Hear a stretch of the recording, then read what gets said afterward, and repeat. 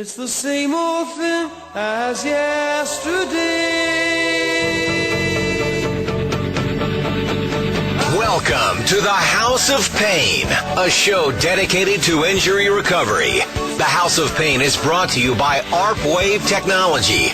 Now, along with Dennis Thompson of the ARP Wave Clinic, here's your host, the Common Man, Dan Cole. As the Common Man, Dan Cole would say, greetings, good morning, and welcome to another week and another show. Series 2, Season 2, Episode 2 of the House of Pain. I'm Joe Nelson. Common Man is out today, but we still have the star of the show in-house, Dennis Thompson, the founder of ARP Wave Technology and the ARP Wave Clinic, and he is the reason for the House of Pain. Dennis, welcome back for another week. How you doing? Good seeing you, Joe. First off, Dennis, just give us a rundown of what ARP Wave Technology is all about. Well, the ARP Wave Technology, as you call it, is basically a system, and it's a three-part system. The first part is identifying, is the patient's nervous system sending the appropriate electrical signals to the muscles to allow them to absorb force? If not, they're either already hurt or going to get hurt.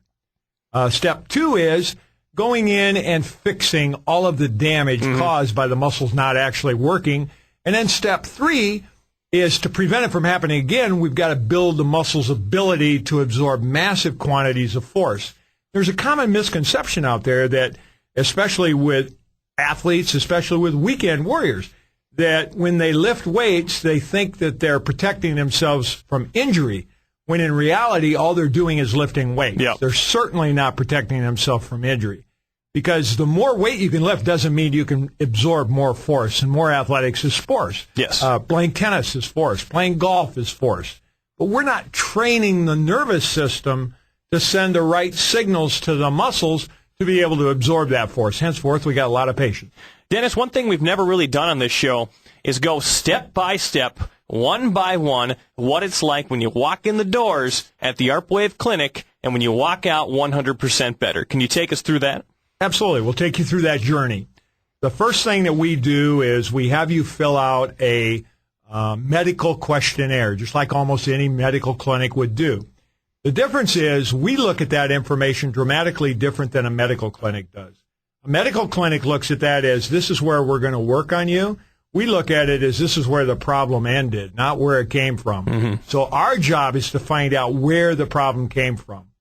Our overall belief in the clinic is that all injury, all issues of soft tissue are a neurological origin creating a physiological symptom. So the first thing we have to do is the nervous system working? So the patient comes in and we have them lay down flat on a table. Yep. And we ask them, we tell them to just raise your leg up in the air like you're doing a stiff leg lift. This is not a strength test. We're going to apply light resistance on your leg. And if you can hold it, then that muscle is getting the appropriate signal. The spark plug is gapped correctly, in other words. Okay. If that leg gives at all, then that nervous system is not sending a signal significant enough to absorb force. As an example, we've done that on people who have squatted 700 pounds. It's a lot of weight. Before we did the test. And when we did the test, we could push their leg down with one finger. Doesn't seem possible. But again, just because you can lift weight does not mean you can absorb force. That's the huge difference. So we test every muscle in the body. We start with the quads, we go to the hamstrings, we go to the calf, go to the lower back, we go to the groin, the hip flexors. We test every muscle to see, is it able to absorb force or not? In other words, are the shocks working? Yep. Once you pass or fail that test, you fail the test, you go see our doctor. Or, in many cases, we'll be able to put you back in balance with techniques we've created in the ARP Wave system to prevent you from seeing a doctor. But if that doesn't work, you've got to see the doctor, and he turns that switch back on. Now, once that switch is on, we know you can absorb force. The shock absorbers are now working.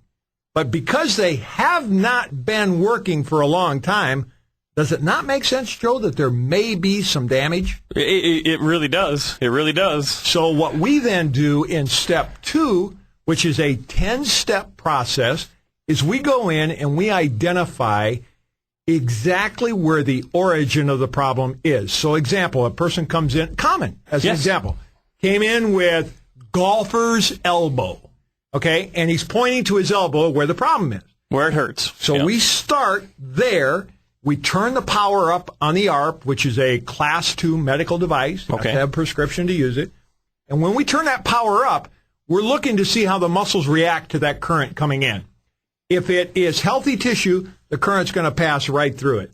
If it's unhealthy tissue, it's walled off by scar tissue, there's going to be impedance there, and we're going to know right away that we're dealing with a pocket of inflammation. So It's like a radar. Like radar. Yeah. Exactly right. Or sonar, as Yep. an example. So what we do, and we did with Common, is we put it right on his elbow, turned it up, asked him what it felt like on a scale of 1 to 10. He said about a 3. I said, you obviously don't have golfer's elbow. And he said, no, I have golfer's elbow. That's where it hurts. I said, no, you have golfer's elbow because that's where it hurts, but Okay. that's not where it's coming from. So we then move that electrode around to find the spot that lights him up. We call it lights him up, where it becomes excessively uncomfortable like that. When we get to that spot, we know we've hit that pocket of inflammation because it's walled off with scar tissue. Okay. We then do the very same thing with the other electrodes. So we bring that other electrode back to where we started, turn up the power, and then do the same thing. So we find both spots that are causing the physiological symptom of pain, but the neurological origin is way away from there. Yeah. Okay, I've treated shoulders in the big toe.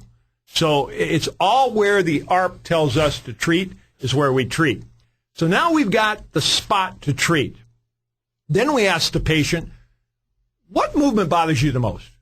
And in Common's case, it was swinging a golf club. Yep. Okay, in some people's case, it's getting out of a chair. Some people's case, it's turning over in bed. Some people's case, it's throwing a baseball or a football.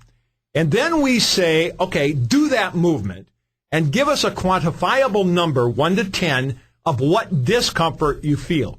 And usually it's around a 7, 8, 9, or 10. Okay, and we say, okay, that's where we're going to start.